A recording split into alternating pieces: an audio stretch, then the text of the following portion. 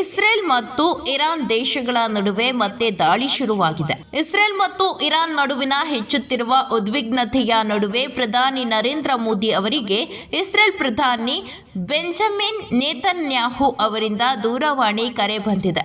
ಈ ಬಗ್ಗೆ ಎಕ್ಸ್ ಸಾಮಾಜಿಕ ಜಾಲತಾಣದಲ್ಲಿ ಪ್ರಧಾನಿ ನರೇಂದ್ರ ಮೋದಿ ಪೋಸ್ಟ್ ಮಾಡಿದ್ದಾರೆ. ಸಾಮಾಜಿಕ ಮಾಧ್ಯಮ ಪೋಸ್ಟ್ ಮೂಲಕ ನರೇಂದ್ರ ಮೋದಿ ಇಸ್ರೇಲ್ ಪ್ರಧಾನಿಯೊಂದಿಗಿನ ತಮ್ಮ ಸಂವಾದವನ್ನು ದೃಢಪಡಿಸಿದ್ದಾರೆ. ಇಸ್ರೇಲ್ ಪ್ರಧಾನಿ ಬೆಂಜಮಿನ್ ನೇತನ್ಯಾಹು ಅವರಿಂದ ದೂರವಾಣಿ ಕರೆ ಬಂದಿದೆ. ಅವರು ಇಸ್ರೇಲ್ ಇರಾನ್ ಪರಿಸ್ಥಿತಿಯ ಬಗ್ಗೆ ನನಗೆ ವಿವರಿಸಿದ್ದಾರೆ.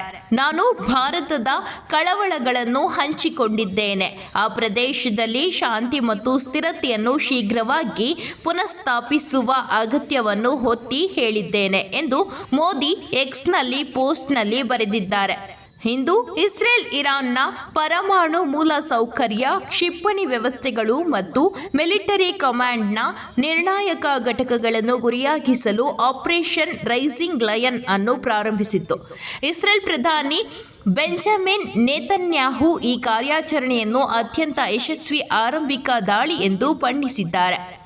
ಇಸ್ರೇಲ್ ದಾಳಿ ನಡೆದ ಕೆಲವು ಗಂಟೆಗಳ ನಂತರ ಅಮೆರಿಕ ಅಧ್ಯಕ್ಷ ಡೊನಾಲ್ಡ್ ಟ್ರಂಪ್ ಇರಾನ್ ಪರಮಾಣು ಒಪ್ಪಂದ ಮಾಡಿಕೊಳ್ಳುವಂತೆ ಒತ್ತಾಯಿಸಿದ್ದಾರೆ ಮತ್ತು ಮಿಲಿಟರಿ ಕ್ರಮದ ಸಾಧ್ಯತೆಯ ಬಗ್ಗೆ ಎಚ್ಚರಿಸಿದ್ದಾರೆ. ನಾನು ಇರಾನ್ಗೆ ಒಪ್ಪಂದ ಮಾಡಿಕೊಳ್ಳಲು ಇರುವ ಅವಕಾಶದ ಬಗ್ಗೆ ಹೇಳಿದ್ದೇನೆ. ಈ ಮೂಲಕ ಇನ್ನಷ್ಟು ಹತ್ಯಾಕಾಂಡವನ್ನು ನಿಲ್ಲಿಸಬಹುದು ಎಂದು ಸೂಚಿಸಿದ್ದೇನೆ ಎಂದು ಟ್ರಂಪ್ ಟ್ರೂತ್ ಸೋಷಿಯಲ್ನಲ್ಲಿ ಹೇಳಿದ್ದಾರೆ.